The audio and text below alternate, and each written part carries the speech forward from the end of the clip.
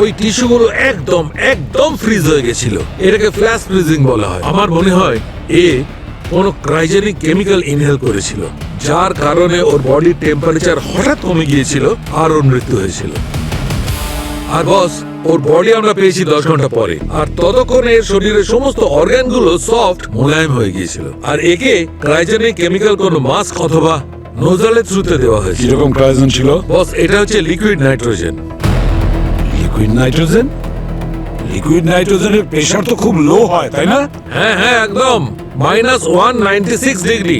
একবার ভাবো, এই লিকুইড নাইট্রোজেন ইনহেল করেছে আর ওর বডির সমস্ত অর্গানগুলো একদম ফ্রিজ হয়ে গেছে।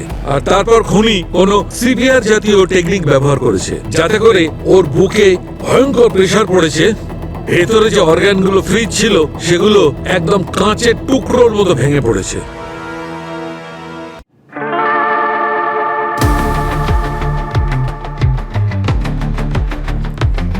স্যার, সালুকে স্যারকে আপনি হারাতে পারবেন না। স্যার, চেসে আপনাকে কেউ হারাতে পেরেছে নাকি?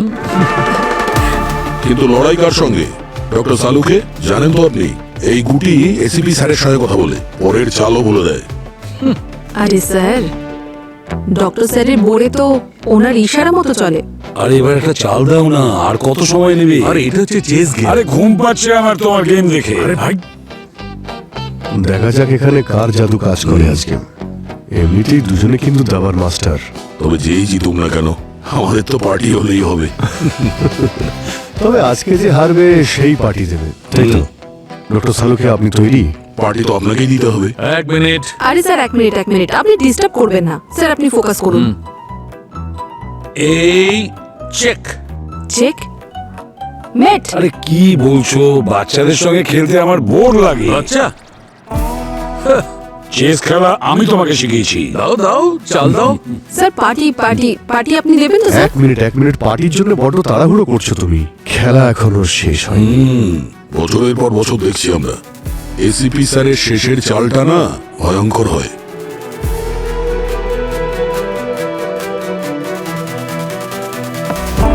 চেক মেট। 1 মিনিট, গেম এখনো শেষ হয়নি।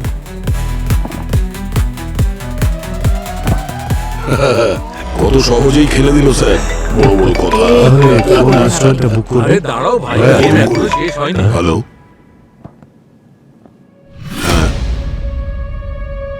ও ঠিক আছে, আমরা আসছি। স্যার, হ্যাঁ, মনে হচ্ছে খেলাটা এখানেই অসম্পূর্ণ থেকে যাবে। কেন? কারণ কেউ আমাদের জন্য আর একটা খেলা অন্য কোথাও সাজিয়ে দিয়েছে। সচিন ফোন করেছিল, কাল রাত্রে একটা খুন হয়েছে।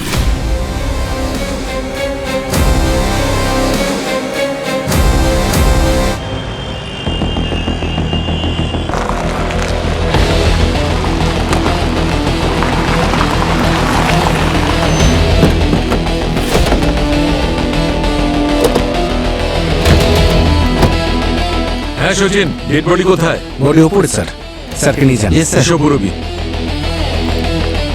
ভিকটিমের নাম সূর্য, আর উনি হলেন খুব পপুলার নভেল রাইটার স্যার। আর ওনার প্রায় সব নভেলসই বেস্ট সেলার। ভালোবাসার পরীক্ষার বেইমান আমি আর বেইমান তুমি রাইটার? হ্যাঁ স্যার। দয়া, রোমান্টিক নভেল কবে থেকে পড়া শুরু করলে? শরীর ঠিক আছে তো? আরে ভাই, আমরা এমনিতেই সারাদিন লাশে ঘিরে থাকি। এই রোমান্টিক নোভেল পড়ে মাঝে মাঝে মনটা একটু হালকা করি। আর রাইটারও খুব ভালো। এখানে কি ঘটেছিল সচিন? স্যার, এই যে মেয়েটাকে দেখছেন, ওর নাম হলো শ্রুতি।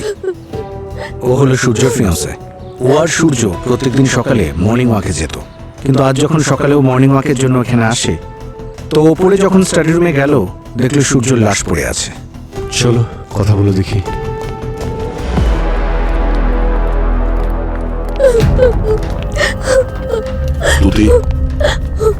স্তুতি, আপনি ঘরের ভেতরে কি করে এলেন? আপনার কাছে এই বাড়ির চাবি ছিল? নো স্যার, দরজা খোলা ছিল, তাই আমি সোজা ভেতরে ঢুকে গেছি। রোজ সকালে আমি এখানে আসি, আর তারপর আমরা একসঙ্গে জগিং করতে যাই। শেষবার সূর্যের সঙ্গে কবে দেখা হয়েছিল? কাল রাতে ডিনারে দেখা হয়েছিল। তারপর ও আমাকে বাড়িতে ড্রপ করে দিয়েছিল। হি সেড ও পরের নভেলটা লেখা শুরু করছে। ও মোস্টলি রাতে একা থাকতে পছন্দ করত। রাতের বেলাতেই ও রাইটিং করত। এটাই রুটিন ছিল ওর। তারপর কিভাবে জানি না। চলো গিয়ে দেখি ডক্টর সালুকে কিছু জানতে পারলেন কিনা। তুমি তুমি একটু বসো, আমরা পরে আসছি, ঠিক আছে?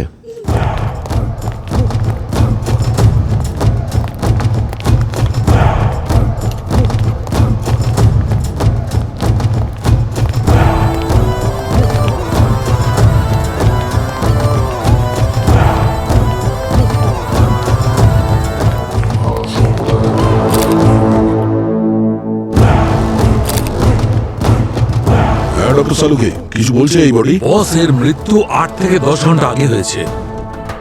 8-10 ঘন্টা?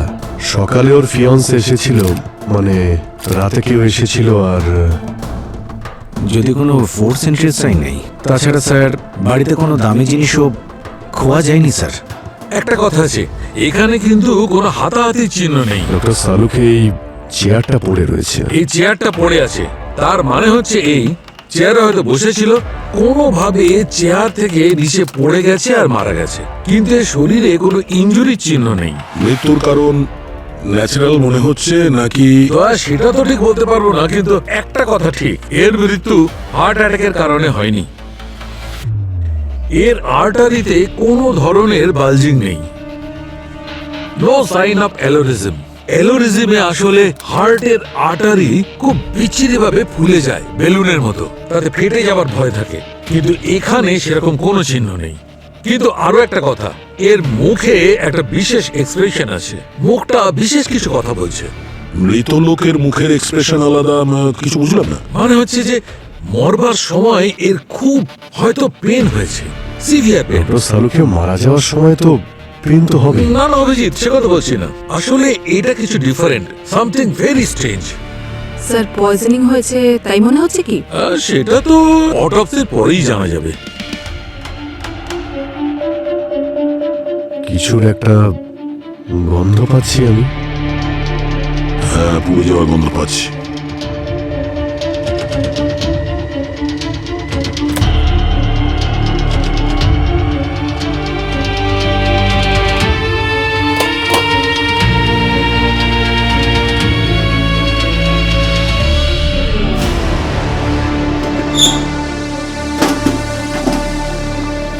পেপার পোড়ানো হয়েছে, 7 দিনে 3টে লাশ পাওয়া গেছে। এটা কি ব্যাপার? এটা কোনো গল্প, মানে স্ক্রিপ্ট? এটাতে লেখা আছে 7 দিনে 3টে লাশ পাওয়া গেছে, কারোর উপর কোনো আঘাতের চিহ্ন নেই, আর না কোনো স্ট্রাগলের চিহ্ন আছে। মৃত্যু হার্ট অ্যাটাকে হয়েছে, এর কোনো গ্যারান্টিও নেই। তার মানে সূর্য এ তো রোমান্টিক নভেলিস্ট ছিল। এই মার্ডার মিস্ট্রির ব্যাপারে কবে থেকে ইন্টারেস্টেড হলো? 7 দিনে 3টে ডেড বডি। আচ্ছা, এই গল্প অনুযায়ী প্রথম ডেড বডি এটা, আর 2টো এখনো পাওয়া বাকি। ওই যে কথায় আছে না, গল্প সত্যি হয়ে যায়, আর কিছু সত্যি গল্প। এক কাজ করো, এর বডিটা ফরেন্সিক ল্যাবে পৌঁছে দাও। ঠিক আছে, ততক্ষণে স্তুতির সঙ্গে কথা বলি, ওই বলতে পারবে যে এই সূর্য কোন নভেলের উপর কাজ করছিল।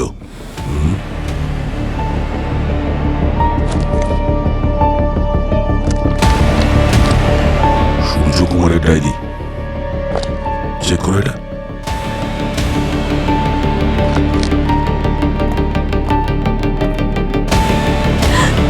স্তুতি,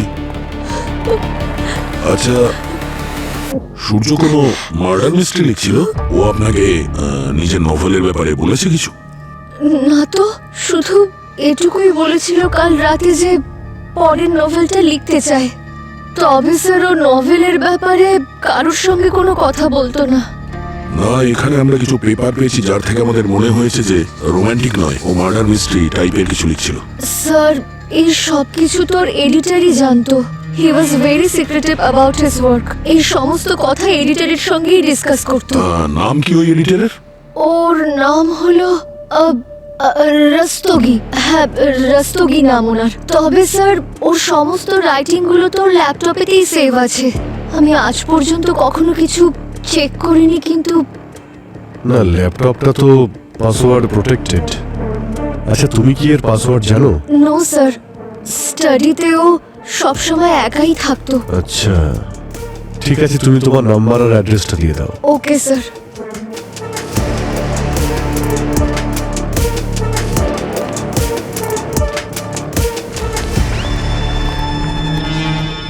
অভিজিৎ ও রাইটার মানুষ, ওর ল্যাপটপে কোনো না কোনো প্রমাণ নিশ্চয়ই পাওয়া যাবে।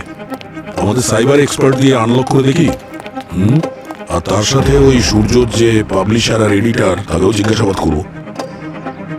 এই সূর্য গতকাল ডিনারের পরে বাড়িতে এসেছিল, আর তারপরে আজ সকালে ওর হবু স্ত্রী।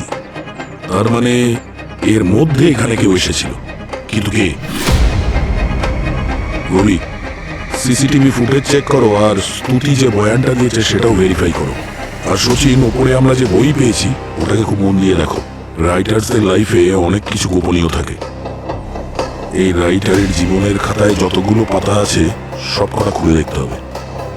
কোনো না কোনো পাতায় ওই লোকটার নাম পাওয়া যাবে যে ওকে খুন করেছে। পূর্বে শ্রুতি যে আর্গুমেন্ট করেছে যে ও বাড়িতেই ছিল, সেটা কি সত্যি? হ্যাঁ স্যার, উনি বাড়িতেই ছিল ওনার ফ্যামিলির সঙ্গে। ওনার সোসাইটির সিসিটিভি ফুটেজও চেক করেছি। উনি সকালেই বাড়ি থেকে বেরিয়েছিলেন। ওকে, স্যার বলো সচিন।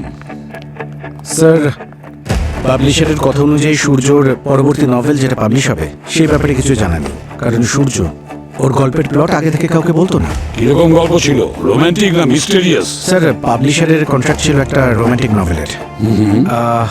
বেঈমান আমি আর বেঈমান তুমি এর সিকুয়েল তৈরি হচ্ছিল, আর পাবলিশার অলরেডি অ্যাডভান্স করে দিয়েছিলেন। কিন্তু সূর্য দুবার ডেডলাইন মিস করে, তাই পাবলিশার বলে যে পরের বারও যদি ডেডলাইন মিস করে তাহলে টাকাও ফেরত নেবে আর কন্ট্রাক্টও ক্যান্সেল করবে। এই সূর্যর প্রতিটা কথা কিন্তু গোপন ছিল। আমারও তাই মনে হচ্ছে স্যার, কিন্তু ওর যে ল্যাপটপটা ছিল তার পাসওয়ার্ড আমাদের সাইবার টিম ক্র্যাক করেছে স্যার। তো কিছু পাওয়া গেছে ওর থেকে? স্যার, অনেকগুলো ফাইল ওখান থেকে ডিলিট করার চেষ্টা করা হয়েছিল, যেমন ওই যে কাগজটা পেয়েছিলাম ঠিক সেরকমই অনেকগুলো ফাইলে ডিলিট করা হয়েছে স্যার। কিরকম ফাইল ডিলিট করা হয়েছে? স্যার, ওগুলো দেখে মনে হলো যে ও ক্রাইম নিয়ে কোনো রিসার্চ করছিল। বিশেষ করে ওর ইন্টারেস্ট ছিল 10 বছর আগে হওয়া ট্রিপল মার্ডার কেস নিয়ে, যে কেসটা এখনো সলভ হয়নি। 10 বছর আগের কেস মানে ওই 7 দিনে 3টে লাশ, সেটা? হ্যাঁ স্যার, ওটাই। থানার আশেপাশে 3টে ডেড বডি পাওয়া গিয়েছিল 1 সপ্তাহের মধ্যে। একজন 30 বছরের বাস কন্ডাক্টর ছিলেন, ওনার ডেড বডি বাসে পাওয়া গিয়েছিল। আর একজন কলেজ স্টুডেন্ট ছিল যার ডেড বডি পাবলিক পার্কে পাওয়া যায়। আরেকজন দোকানদার, মুদি দোকান, তার ডেড বডি তার বাড়িতেই পাওয়া যায়। কিন্তু এই 3টে কেসে অদ্ভুত রকমের সিমিলারিটি ছিল স্যার। এই 3 জনের বডিতে কোনো ইনজুরির বা কোনো চিহ্ন ছিল না, আর ট্রমাও ছিল না। কিন্তু অ্যাটপসি হওয়ার পরে অদ্ভুত কিছু জানতে পারা যায়। Very shocking. কি? স্যার, ওদের যে অর্গানগুলো ছিল সেগুলো ভিতরেই এক্সপ্লোড হয়ে যায়। স্যার, এই দেখুন 10 বছর আগে সব আর্টিকেলস। এই দেখুন স্যার, দেখে এমনি বিশেষ কিছু লাগে না, কিন্তু ভেতরের সব অর্গান ড্যামেজ ছিল। আর স্যার, এই কেসের যিনি পোস্টমর্টেম করেন উনিও কিছু পাননি, না কোনো কানেকশন পাওয়া গেছে কেসের সাথে। আর পুলিশও তেমন কোনো লিড পায়নি স্যার। তারপর থেকে এই কেসটা বন্ধ হয়ে যায়, আর সেই থেকে আনসলভড। তাহলে 10 বছর আগের না হওয়া কেসটা এবার আমরা সলভ করব।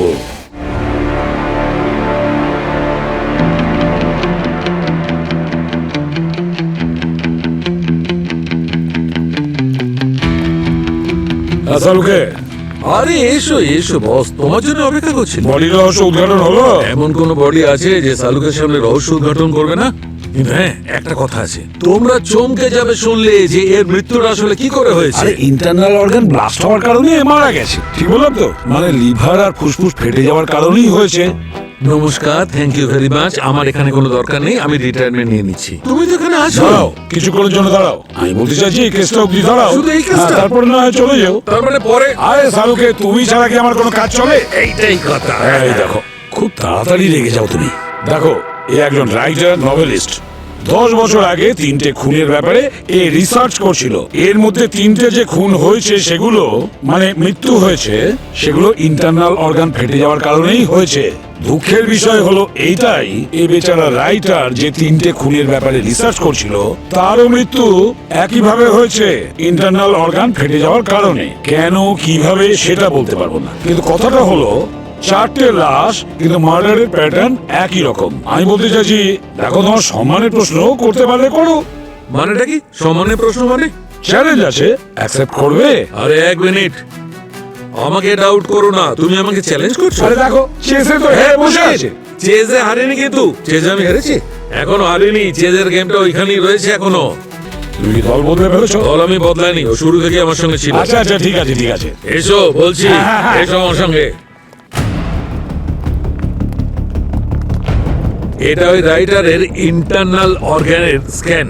ম্যাগনিফাইং করে জানা যাচ্ছে যে এটা ফর্স প্রেসাস আছে, কিন্তু হাইপোথার্মিয়া নেই, যার কারণে মানুষের বডি টেম্পারেচার ধীরে ধীরে ধীরে ধীরে কম হতে থাকে আর তার মৃত্যু হয়। আর এর অর্গানের টিস্যুগুলো আমি খুব ভালো করে মাইক্রোস্কোপে নিচে টেস্ট করেছি। ওই টিস্যুগুলো একদম একদম ফ্রিজ হয়ে গেছিল। এটাকে ফ্ল্যাশ ফ্রিজিং বলা হয়। আমার মনে হয় এ কোনো ক্রাইজেনিক কেমিক্যাল ইনহেল করেছিল, যার কারণে ওর বডি টেম্পারেচার হঠাৎ কমে গিয়েছিল আর ওর মৃত্যু হয়েছিল। আর বস, ওর বডি আমরা পেয়েছি 10 ঘন্টা পরে, আর ততক্ষণে এর শরীরের সমস্ত অর্গানগুলো সফট মোলায়েম হয়ে গিয়েছিল। আর একে ক্রাইজেনিক কেমিক্যাল কোনো মাস্ক অথবা নোজালের থ্রুতে দেওয়া হয়েছিল। কিরকম ক্রায়োজেন ছিল? বস, এটা হচ্ছে liquid nitrogen. Liquid nitrogen? Liquid নাইট্রোজেনের প্রেসার তো খুব লো হয়, তাই না? হ্যাঁ হ্যাঁ, একদম -196 ডিগ্রি। একবার ভাবো, এই লিকুইড নাইট্রোজেন ইনহেল করেছে আর ওর বডির সমস্ত অর্গানগুলো একদম ফ্রিজ হয়ে গেছে। আর তারপর খুনি কোনো সিভিয়ার জাতীয় টেকনিক ব্যবহার করেছে, যাতে করে ওর বুকে ভয়ঙ্কর প্রেসার পড়েছে। ভেতরে যে অর্গানগুলো ফ্রিজ ছিল সেগুলো একদম কাঁচের টুকরোর মতো ভেঙে পড়েছে। এর বডিটা দেখে বোঝার উপায় নেই যে এর শরীরের ভেতরে এত বড় কাণ্ড ঘটেছে। তোমার জবাব নেই সালুখে, তোমার জবাব নেই। খুনির গেমটাই তুমি বদলে দিলে। স্যার 10 বছর আগের ওই 3টে কেস আর এখন এই কেস, আর এই 4টে কেসের পদ্ধতিগুলো একই। আচ্ছা, এটা নয় তো যে এই যে সিরিয়াল কিলার ছিল ও আবার অ্যাক্টিভেট হয়ে গেছে? আর এটা হতে পারে যে খুনি জানতে পেরে গেছিল যে এই সূর্য এই 3টে কেসে কাজ করছিল, আর হতে পারে ওর কাছে পৌঁছানোর চেষ্টা করছিল, তাই ওর মুখ বন্ধ করার জন্য ওকে মেরে দিয়েছে। কিন্তু এই লিকুইড নাইট্রোজেন এটাও কোথা থেকে পেলো স্যার? অজিত, লিকুইড নাইট্রোজেন তো ব্যান নয়। এটা তো যেখানে খুশি পাওয়া যায়, কোনো ইন্ডাস্ট্রিতে, কোনো স্কুলে, মেডিকেল কলেজে, কোনো হোটেলে, যেখানে। আচ্ছা, সূর্যর বাড়ির আশেপাশে কোনো সিসিটিভি ক্যামেরা চেক করা হয়েছে? কেউ কি ওর বাড়িতে দেখা করতে এসেছিল? স্যার, সিসিটিভি ফুটেজে কিছু পাওয়া যায়নি।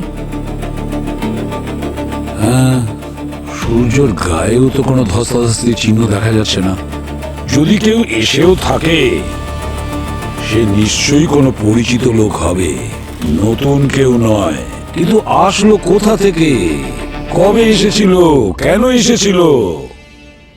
কি এমন কারণ থাকতে পারে? তাহলে তাদের মোটিভটা কি ছিল? ওদের নিশ্চয়ই মোটিভ ছিল সূর্যকে মেরে ফেলার। কারণ সূর্য ওই 10 বছর আগে হওয়া 3টে মার্ডার কেস সলভ করতে যাচ্ছিল। তোমরা সবাই বুঝতে পারছো তো? কিন্তু তাহলে খুনি কে, যাকে আমরা এখনো বুঝতে পারছি না? তার অতীতকে সামনে টেনে আনতেই হবে। আর সেই জন্য 10 বছর আগের হওয়া খুন, ভিকটিম যারা ছিল তাদের ফ্যামিলির সঙ্গে যোগাযোগ করতে হবে। 10 বছর হয়ে গেছে, কিন্তু আজও সেই দিনটা যেন চোখের সামনে ভাসে। আমার ভাই মনোজ কত বিশুখে ছিল। রোজ রাতে খাবার খাওয়ার পর নিজের বন্ধুদের সাথে গার্ডেনে যেত, টাইম পাস করত। ওই কি যেন একটা গেমও খেলতো ওরা, কি যেন নাম ছিল, ব্যাটল গেমস। শুধু এই একটাই ব্যাপার যেখানে আমরা ওকে আটকাতে পারতাম না। আচ্ছা, আপনার ভাইয়ের বন্ধুরা কেমন ছিল? মানে বলতে চাইছি, নেশাখোর, জুয়া খেলার অভ্যেস? না, সব বন্ধুরা ভালো ফ্যামিলির ছেলে। আমি রোজ রাতে ওকে বকাবকি করতাম যে এত দেরি করে বাড়ি ফিরিস না। আমি প্রতিদিন দরজা খুলতাম, আরো হেসে হেসে কথা এড়িয়ে যেত। কিন্তু সেদিন আমি ঘুমিয়ে পড়েছিলাম, ও বাড়ি ফিরলো না।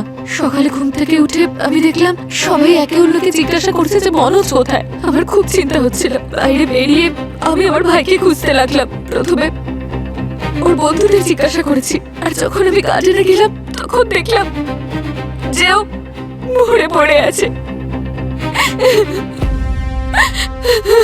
ওর কি কারোর সাথে কোনো শত্রুতা বা মহিলা গঠিত কিছু? না, সবাই ওর বন্ধু ছিল, কারোর সাথে ওর কিচ্ছু ছিল না।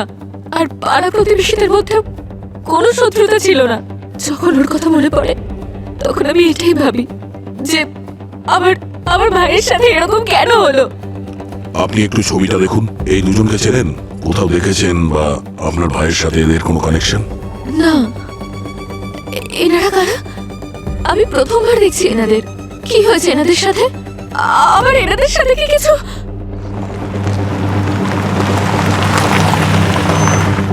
10 বছর হয়ে গেছে স্যার, কিন্তু আমি আজকেও নিজেকে দোষ দিই, কেন আমি ওকে একা ছেড়ে গেলাম। আচ্ছা, যখন এই ঘটনাটা ঘটেছিল তখন কোথায় গেছিলেন আপনি? বিয়ে ছিল স্যার, মাসির ছেলের। আসলে ও এই দোকান বন্ধ করে যেতে চায়নি, তাই আমাকে বললো তুই ঘুরে আয়। কিন্তু বিয়ের পর যখন ফিরলাম স্যার, তখন আমি ওকে বাস স্টপে অনেক খুঁজেছি, কিন্তু স্যার ও এলোই না। ও প্রত্যেকদিন আসতো স্যার, সেই দিনই এলো না। তারপর আমি বাড়ি চলে গেলাম। যখন বাড়ি ফিরে দেখলাম না স্যার, ও না এইভাবে মাটিতে পড়েছিল। গোটা দুদিন ধরে ওইভাবেই পড়েছিল। সেটা পুলিশ বলেছে স্যার আমাকে। আর ওই দুদিনে কি হয়েছে, কেন হয়েছে, কিভাবে হয়েছে আমি কিচ্ছু জানি না স্যার। কারোর সাথে কোনো ঝগড়া বা শত্রুতা? কি বলছেন ম্যাডাম? আমাদের সাথে কেন কারো শত্রুতা থাকবে? আমাদের কাছে আছেটাই বাকি। কিন্তু ম্যাডাম বাড়ির একজন আছে যাকে আমি সন্দেহ করি। আমার ভাসুর, আমার শ্বশুর যখন মারা গেলেন না, তখন এই দোকানটা ওনার নামে করে গেছিলেন। সেটা নিয়ে আমার ভাসুর আর জায়ের খুব রাগ ছিল। এই কথাটা আমি পুলিশকে জানিয়েছিলাম, কিন্তু স্যার কোনো লাভ হয়নি। গরিবের কথা কে শোনে স্যার? ম্যাডাম, আপনি জানার চেষ্টা করুন। আমার স্বামীকে না নিশ্চয়ই আমার ভাসুরই মেরেছে। তুমি চিন্তা করো না, আমরা এই শেষ দেখেই ছাড়বো। হ্যাঁ, একটু ওই ছবিটা দেখুন। এই দুজনকে চেনেন আপনি? দেখেছেন এখানে? হতে পারে যে দেখা করতে এসেছিল বাড়িতে বা দোকানে। না স্যার, এনারা কে আমি কোনোদিন দেখিনি। আমি তো প্রথমবার দেখছি এদের, আমি চিনি না।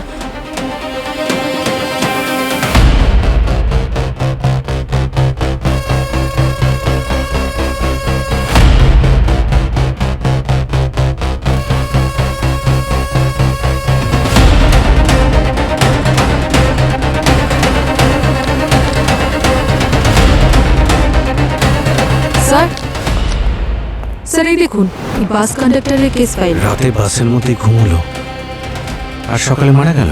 কোনো উইটনেস নেই স্যার। এখানেও কোনো বাড়ি ছিল না, ও বাসেই ঘুমোতো। আর সকালে যখন ড্রাইভার জাগাতে আসে তখন দেখা গেল রাতেই মারা গেছে। আর এর ওই ভিকটিমের সাথে কোনো কানেকশন নেই। আর না ওই বাস ওই রুটে যেত। স্যার ওর ফ্যামিলি বান্ডাতালাতে থাকে। যখন ওর খুন হয় তখন পুলিশের জিজ্ঞাসাবাদেও কোনো ক্লু পাওয়া যায়নি। স্যার 3টে খুন হয়েছে, 3টে বডি পাওয়া গেছে। মার্ডার প্যাটার্ন সেম, কিন্তু 3জনের মধ্যে কোনো লিঙ্ক নেই। 10 বছর পরেও এই কেসটা এরকম আনসলভ হয়ে রয়েছে। না পূর্বী, সিআইডি এইভাবে কোনোদিন হারতে পারে না।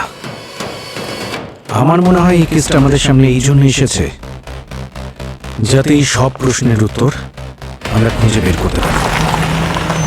কলেজ স্টুডেন্ট মনোজের বোন বলছিল যে ও কন্ডাক্টর শ্যাম আর দোকানদার গগনকে চিনে না। আর গগনের স্ত্রীর সন্দেহ ওর বড় ভাইয়ের উপরে। আমার স্বামীকে না নিশ্চয়ই আমার ভাসুরই মেরেছে। কিন্তু আমরা ওখানে লোকাল পুলিশ স্টেশনে খোঁজ নিয়েছি। ওখান থেকে এটা জানতে পেরেছি যে রাতে গগনের খুন হয়েছিল সেই রাতে ওর ভাই শহরের বাইরে ছিল। আর এখন তো ওরও মৃত্যু হয়েছে। আর এমনিও এক মুদির দোকানের ভাই নিজের ভাইকে খুন করার জন্য লিকুইড নাইট্রোজেন ইউজ করবে, এটা অবিশ্বাস্য। স্যার কোনো কানেকশন নেই, কোনো মোটিভ নেই, কিন্তু মার্ডার প্যাটার্ন তো সেম। স্যার হতে পারে কিলার র্যান্ডামলি এই 3জনকে তুলে নিয়ে মার্ডার করে দিয়েছে, কারণ সিরিয়াল কিলার সবসময় এরকমই করে। এদের ভিকটিমের সঙ্গে কোনো সম্পর্ক থাকে না। এমনি কোনো কারণ ছাড়াই অসম্ভব। 7 দিনে 3টে খুন, আর খুন করার পদ্ধতিও এক। আর পদ্ধতিও কিরকম? আর এমনটাও নয় যে ছুরি দিয়ে খুন করে পালিয়ে গেছে। 3 জনকে এত পরিষ্কার ভাবে আর এত কমপ্লিকেটেড ভাবে মারা, এটা র্যান্ডম হতে পারে না বস। আচ্ছা, যেভাবে এই খুনটা হয়েছে তার জন্য একটা ভালো প্ল্যানিং এর দরকার ছিল। মানে খুনিকে এই প্ল্যানটা সফল করতে গেলে সময় দরকার ছিল। আর এটা জানা প্রয়োজন ছিল যে কবে নিজের শিকারের উপর হামলা করবে। স্যার আমারও তাই মনে হচ্ছে খুনি এটা খুব ভালো করে জানতো যে ওর শিকারকে ও কখন কোথায় কিভাবে একলা পাবে, যেখানে ওকে বাঁচানোর কেউ থাকবে না আর না থাকবে কোনো সাক্ষী। রাইট। আর এই কেসেও ওই কলেজ স্টুডেন্ট মনোজ প্রত্যেক রাতে পার্কে যেত আর দেরি করে বাড়ি ফিরতো রাতে 2-3টের সময়। ও জানতো, আর এটাও জানতো যে দোকানদারের স্ত্রী গ্রামের বাড়িতে গেছে আর ও বাড়িতে একলা ছিল। আর ওই কন্ডাক্টর প্রত্যেক রাতে বাসের মধ্যে শুতো। এই শহরেই থাকতো, কিন্তু ও কোনো বাড়ি ভাড়াও নেয়নি। আর সেই রাতে ও বাসে একলাই ছিল। এই কথাটা খুবই জানতো। সেটাই তো, এমনি এমনি তো আর হতে পারে না। কোনো না কোনো মোটিভ ছিল, সবকিছু প্ল্যান করা ছিল। আমাদের এই 3টে কেসের গভীরে যেতে হবে। একটা কাজ করা যাক, ওদের কলস, ইমেলস, মেসেজেস, সিসিটিভি সবকিছুই তদন্ত করে দেখি। আর এদের পুরনো সোশ্যাল মিডিয়া পোস্ট, সেগুলো ভালো করে দেখতে হবে। কোথাও না কোথাও কোনো সূত্র তো পাওয়া যাবে যা এই 3টে কেসকে একে অপরের সঙ্গে জুড়বে।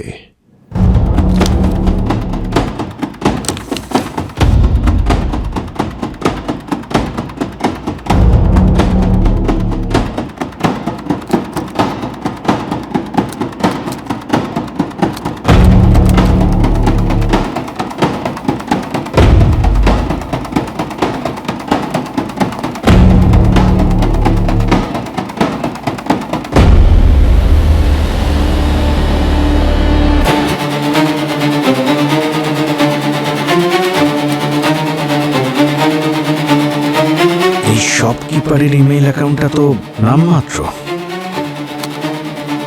এই স্টুডেন্টের অ্যাকাউন্টটা তো পুরো দেখতে পাচ্ছি গেমের সাথে রিলেটেড। মনে করুন শিন্ডে বাবু যে কোনো ছোট ব্যাপার যাই কেসটাকে সলভ করতে আমাদের সাহায্য করবে। না স্যার, 10 বছর আগে আমরা অনেক মাথা ঘামিয়েছি, কিন্তু কোনো রকম সূত্র পাইনি।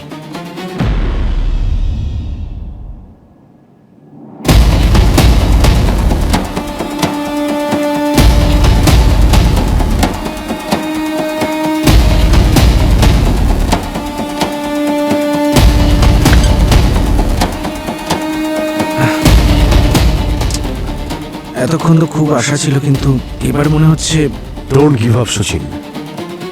হতে পারে আমরা এই কেসের খুব কাছাকাছি আছি।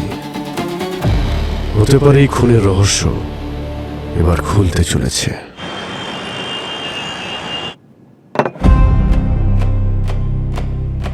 সারা রাত ধরে ঘেটেও কিছু পাওয়া গেল না। না স্যার, এখানেও কিছু পেলাম না। স্যার একটা লিংক আছে স্যার, যা এদের 3জনকে কালেক্ট করছে। কি? এই দেখুন স্যার, এদের ফেসগ্রাম অ্যাকাউন্টস, এদের 3জনের ফেসগ্রাম অ্যাকাউন্ট। 3জনই অ্যাক্টিভ ছিল, 3জনেরই প্রোফাইল চেক করেছি। ওরা একে অপরকে চিনতও না। তারপর ওদের সব পোস্ট চেক করেছি, কোন কোন পোস্টে ওরা লাইক করেছে, কমেন্ট করেছে, সেগুলো চেক করেছি। একটা রিল পেয়েছি স্যার, যেখানে এরা 3জনই কমেন্ট করেছে। স্যার একজন 5 বছরের মেয়ে ডান্স করছে, আর এই ধরনের কমেন্টস! কেউ এরকম নোংরা আচরণ কি করে করতে পারে? কাউকে ছোট করা মানে তার আত্মবিশ্বাসকে ভেঙে দেওয়া। লোকেরা ভাবেও না যে বাচ্চাদের এতে কি এফেক্ট হবে। বাচ্চারা তো অবসাদে চলে যেতে পারে, হতাশ হয়ে পড়তে পারে।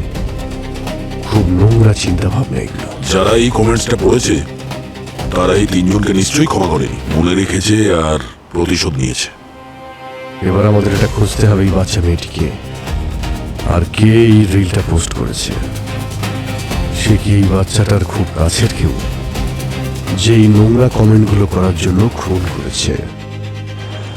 স্যার ওই যে রিলটা যেখানে ওই 3জন নোংরা কমেন্ট করেছিল, ওটা মেয়েটার বাবাই পোস্ট করেছিল। ও, কোনো খোঁজ পেয়েছো ওর? কি কাজ করে, কোথায় থাকে? স্যার ওনার নাম তরুণ, একটা পেট্রোকেমিক্যালস কোম্পানির chemical engineer. Chemical engineer? Sir তার মানে লিকুইড নাইট্রোজেনের মতো ক্রায়োজেনিক কেমিক্যাল হাতে পাওয়া ওনার কাছে তো ইজি ব্যাপার। চলো গিয়ে দেখা করি এই কেমিক্যাল ইঞ্জিনিয়ারের সঙ্গে। হতে পারে সমস্ত প্রশ্নের উত্তর আমরা ওখান থেকেই পেয়ে যাব।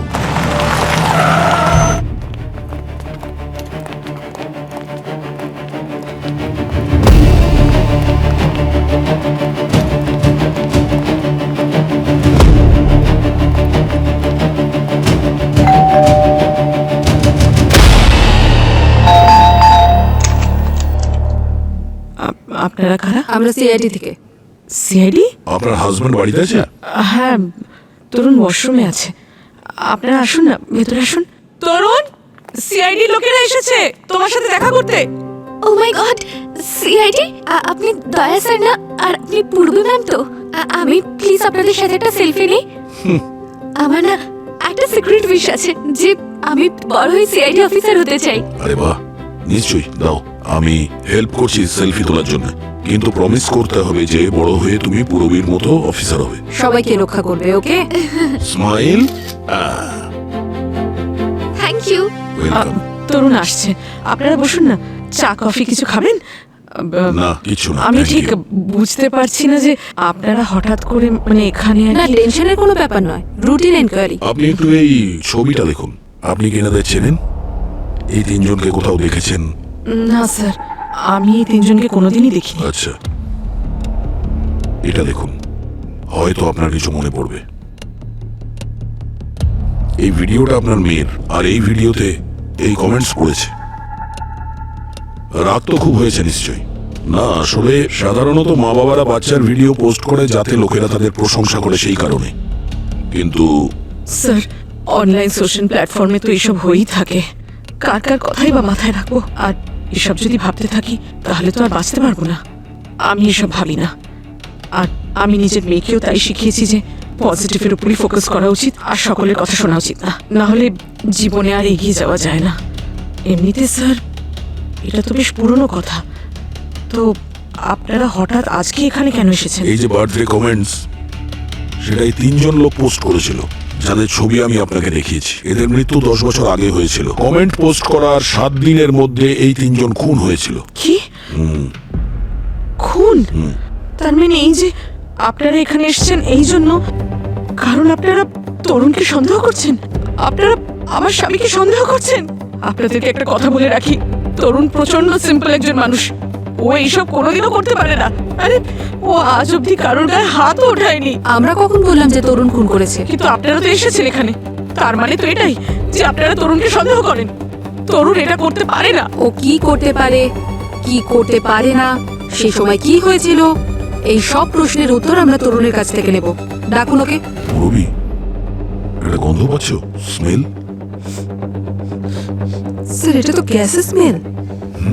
গ্যাস অন আছে কিচেনে? জানি না, আমি হ্যাঁ, আমি অন দেখছি। আছে। গ্যাস তো অন করে দিয়েছি আমি। গ্যাস পুরো ঘরে ছড়িয়ে গেছে।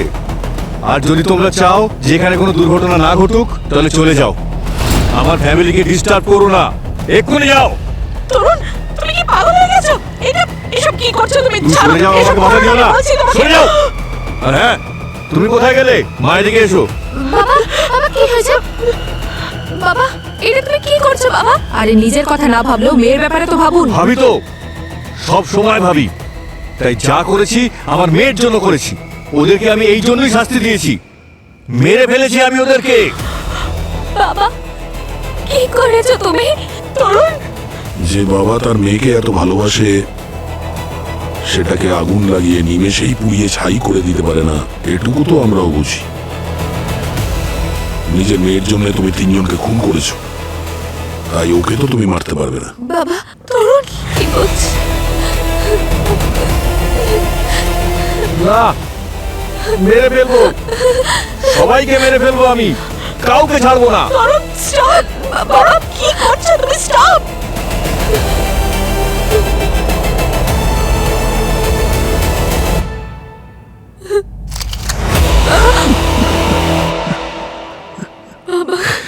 সবাইকে মেরে আমার মেয়ের জন্য, আমার মেয়ের জন্য এসব করেছি আমি।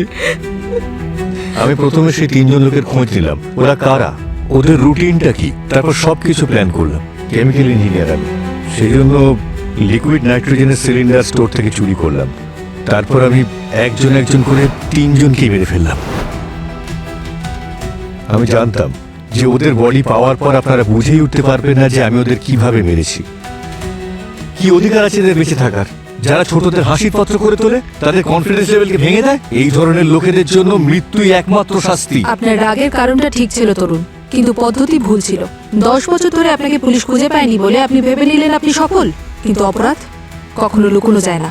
তিনটে খুন করেছো তুমি তরুণ, তার শাস্তি তো তুমি পাবেই, কিন্তু যে শাস্তি তোমার স্ত্রী আর মেয়ে পাবে তোমার জন্য, তার ব্যাপারে তুমি কোনোদিনও কিছু ভেবেছো? আর 3টে খুন করার পরেও থামোনি তুমি, আরো একটা খুন করেছো ওই নামকরা হিন্দি রাইটার সূর্যর। চতুর্থ খুন? আরে কে এই সূর্য? এই হলো সূর্য। এই আপনার কেস স্টাডি করছিল আর হয়তো আপনাকে ধরেও ফেলতো। এর মৃত্যুও সেভাবেই হয়েছে যেভাবে 3 জনকে মেরেছিলেন। কেন মেরেছেন ওকে? ও আপনার সব রহস্য জেনে ফেলেছিল এসব বলে? কি বলছেন আপনি? আমি এরকম কোনো রাইটারকে চিনিই না, এমনকি আমি কোনো নিউজ পেপার পর্যন্ত পড়ি না। তাহলে আমি কোনো সূর্যকে কেন মারতে যাব? সেই খুন করার পদ্ধতি, সেই লিকুইড নাইট্রোজেন, তুমি ছাড়া আর কে করতে পারে এটা? স্যার, যখন আমি স্বীকার করছি যে আমি 3টে খুন করেছি, তাহলে আমি কেন আপনাকে মিথ্যে কথা বলবো যে আমি সূর্যকে মারিনি? স্যার, অন্য কেউ আমার এই পদ্ধতি কপি করেছে। আমার রাগ ওই 3 জনের ওপরে ছিল। আমি তো এই লোকটাকে চিনিই না, তাহলে আমি ওকে কেন খুন করতে যাব? এই কাজটা অন্য কারুর, আপনি তাকে গিয়ে খুঁজুন। স্যার, তরুণ একদম ঠিক কথা বলছে স্যার। যে সময় সূর্য খুন হয়েছিল তরুণ হসপিটালে ছিল। একটা এমার্জেন্সির জন্য ওকে হসপিটালে যেতে হয়েছিল, আর এটা আমি হসপিটাল থেকেও কনফার্ম করেছি। আর এর বাইরে ওর ফোন কল, লোকেশন সব চেক করেছি স্যার। সব কথা মিলে যাচ্ছে স্যার। তার মানে হলো তরুণ সত্যি বলছিল, ও ঠিকই বলছিল। 10 বছর আগে যেহেতু ও 3টে খুন করেছে, সেই জন্য তাকে তার শাস্তি তো পেতেই হবে। কিন্তু দ্বিতীয় জনকে, যাকে আমরা এখনো খুঁজে পাচ্ছি না, যে সূর্যকে খুন করেছে, সেই খুনটাও প্রায় বলতে পারো একদম সেভাবে যেভাবে তরুণ খুন হয়েছে। আমি কিছু বুঝতে পারছি না। এমন কিছু ঘটেনি তো যে সূর্যকে খুন 10 বছর আগে যে 3টে খুন হয়েছিল তার সঙ্গে এর কোনো কানেকশনই নেই? আচ্ছা স্যার, এই মার্ডারের প্যাটার্নগুলো? সূর্য বাড়িতে একলা আছে এই কথাটা জানতে পারা। সেটাই তো, যে খুনি না সে আমাদের বিভ্রান্ত করতে চাইছে। স্যার, হ্যাঁ সূর্যর ল্যাপটপের ডেটা থেকে একটা শকিং নিউজ জানতে পেরেছি। কি? স্যার, সূর্যর ল্যাপটপে যে ফাইলস ছিল যেটা ডিলিট করে দেওয়া হয়েছিল, যেটা আমরা পরে রিকভার করলাম। ওই মার্ডার মিস্ট্রি ফাইল? হ্যাঁ স্যার, ওটাই।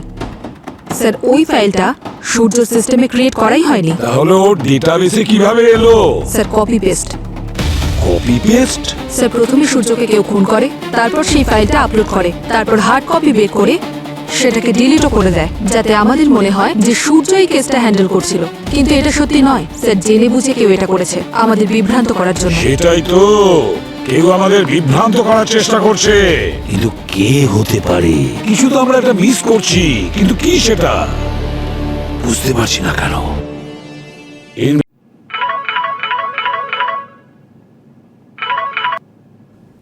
হ্যাঁ বস। সূর্যর কেসের ব্যাপারে এতদিনে আমরা যা ইনভেস্টিগেশন করেছি সেটা ভুলে যাও। তোমার মনে হচ্ছে এতক্ষণ যা করেছি তা সবকিছুই ভুল ছিল? আরে ভাই, তুমি আমাকে সন্দেহ করছো? দেখো সালুকে, আমি যা বলছি না, মন দিয়ে শোনো। নিজের ইগো অফিসের বাইরে রাখো, আমি যা বলছি সেটা করো।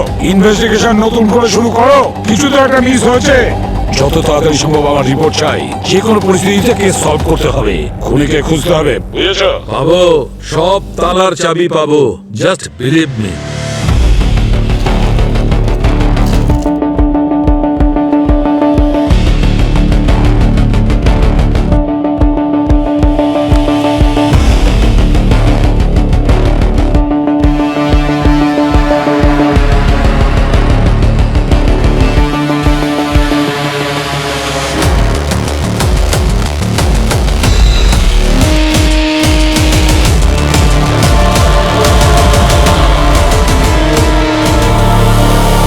বস, হ্যাঁ সালুকে। বস, তুমি যেমন বলেছিলে আমি সমস্ত এভিডেন্স গুলো দ্বিতীয়বার ভালো করে চেক করেছি। তারপরে বডি যা বলা ছিল তা তো বলেছে, কিন্তু আরো একটা রহস্য ভেতরে লুকিয়ে ছিল। আরে দেখো সালুকে, তাড়াতাড়ি বলবে। 1 মিনিট বস। ওই রহস্য লুকিয়ে ছিল সূর্যর পোশাকে। খুনির জানাই ছিল না যে নিজের অজান্তে একটা মাইক্রোস্কোপিক এভিডেন্স ছেড়ে যাচ্ছে। সেটা কি ছিল? আমি যখন ওর পোশাকগুলো ভালো করে চেক করি তখন বস আমি ওর পোশাকের ফেব্রিকের মধ্যে মাইক্রোস্কোপিক অর্গানিক পিগমেন্ট পেয়েছি। এটা এক ধরনের ইঙ্ক, কিন্তু এটা কোনো সাধারণ ইঙ্ক নয়। এটা হচ্ছে ন্যাচারাল সেফেলোকর্ড ইঙ্ক। ও, ন্যাচারাল সেফেলোপড ইঙ্ক। হ্যাঁ দাদা, এই ইঙ্ক ম্যালিলেন গ্র্যানিউল থেকে তৈরি হয়। এটাকে অক্টোপাস ইঙ্কও বলে। Octopus ink? হ্যাঁ, অক্টোপাস ইঙ্ক। আসলে তারা অনেক পশুর আর ইনসেক্টসের নিজেদেরকে বাঁচানোর জন্য এক ধরনের মেকানিজম নিজেদের শরীরে থাকে। এটা জানবার জন্য যে এটা আসলে অক্টোপাস ইঙ্ক কিনা আমি এটা এক্সপেক্টো টেস্ট করেছি। তারপরে বস, এটা সত্যি সত্যি অক্টোপাস ইঙ্কই ছিল। কিন্তু স্যার, এখন এই অক্টোপাস ইঙ্ক কোথায় পাবো? অক্টোপাস ইঙ্ক তো কোনো সাধারণ বাজারে পাওয়া যায় না।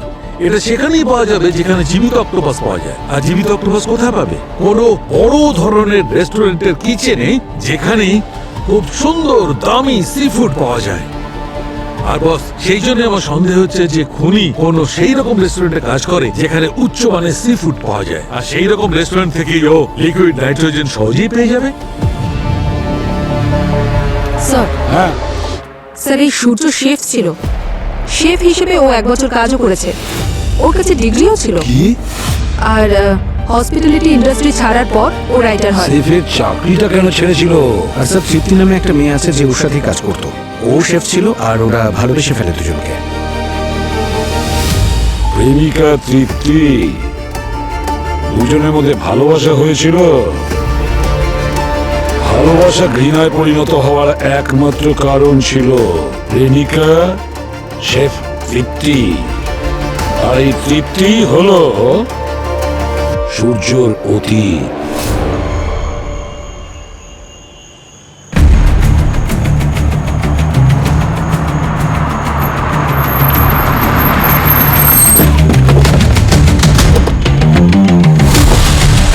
স্যার, ওই তৃপ্তি এই পপুলার রেস্টুরেন্টে শেফের কাজ করতো স্যার।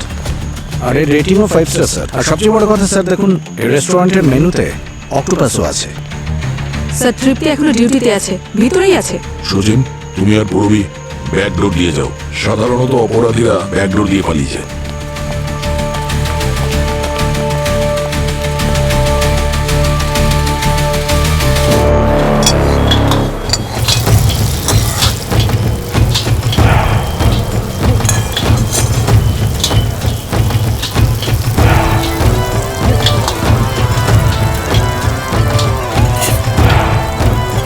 শেফ তৃপ্তি,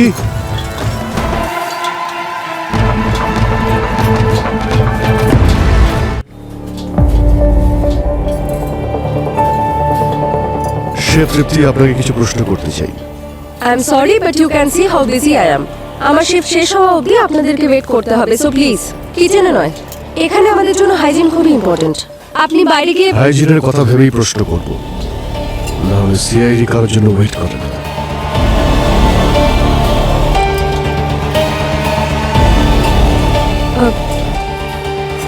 আসছি আমি।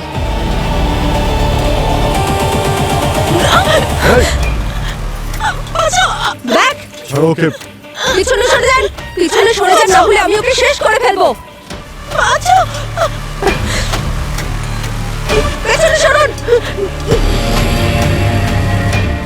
একবার এগোলে আমি ওকে শেষ করে ফেলবো। এই খেলাটা কিভাবে শেষ হবে তুমি এক্ষুনি বুঝতে পারবে।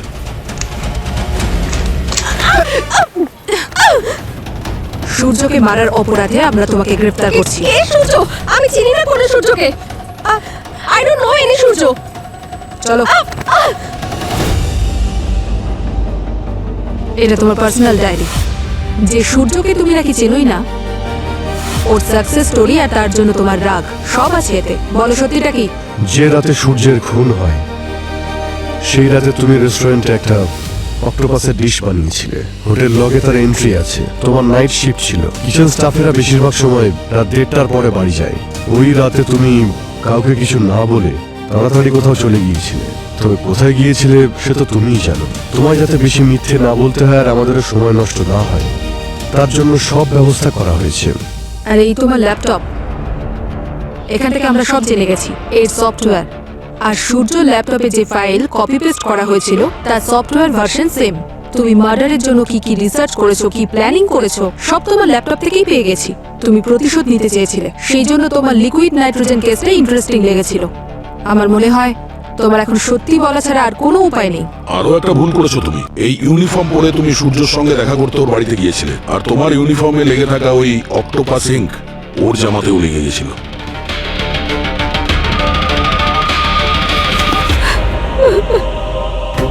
সূর্যর সাথে আমার কলেজে দেখা হয়েছিল। প্রথম দেখাতেই ভালোবেসে ফেলেছিলাম। ও আমাকে ভালোবাসতো, কিন্তু কিন্তু আমি জানতাম না যে ও সব মেয়ের সাথে এরকম ভাবে ফ্লার্ট করে। ও আমাকে ছেড়ে দিল, আর তারপর অন্য একটা মেয়ের সাথে ওর রোম্যান্স শুরু হয়ে গেল। I think she was a rich lady. ওর আর কি চাওয়ার ছিল?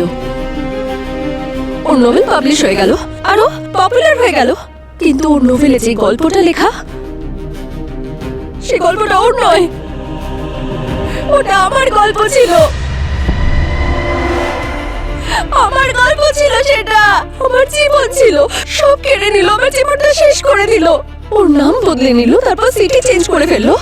সব পেজে আমি ছিলাম, কিন্তু ও আমাকে কোনো অ্যাকনলেজমেন্ট দেয়নি। ইনফ্যাক্ট ও তো আমাকে চিনতেও অস্বীকার করেছে।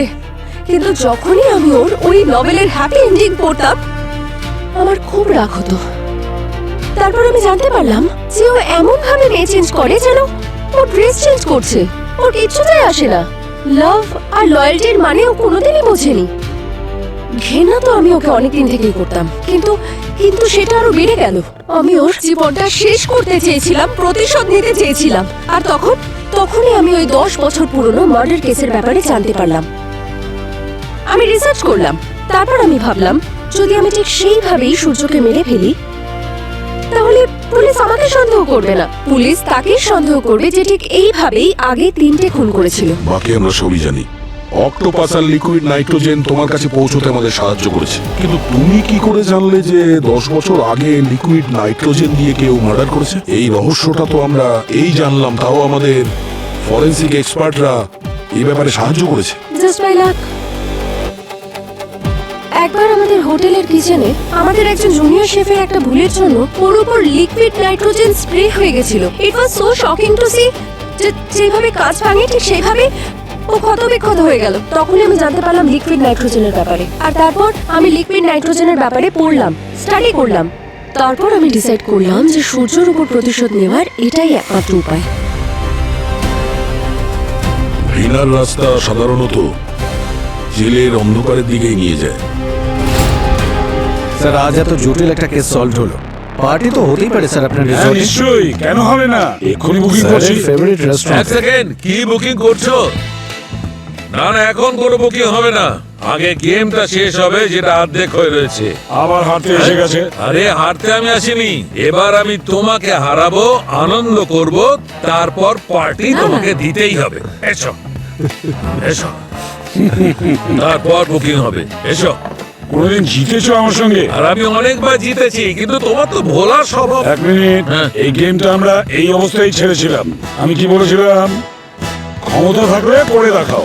আরে খেলার সময় বলে না তেমন। চলো, কোনো ব্যাপার নয়, একবার হেরে গেছি তো ঠিকই আছে, আমি দিয়ে দিচ্ছি পার্টি। আমার তো অ্যাকচুয়ালি পার্টি দেওয়ার ইচ্ছেই ছিল, সেই জন্যই তো হেরেছি। চলো আজকেই দিয়ে দিই তোমাদের এই পার্টি, একটা শাহরুখের তরফ থেকে পার্টি।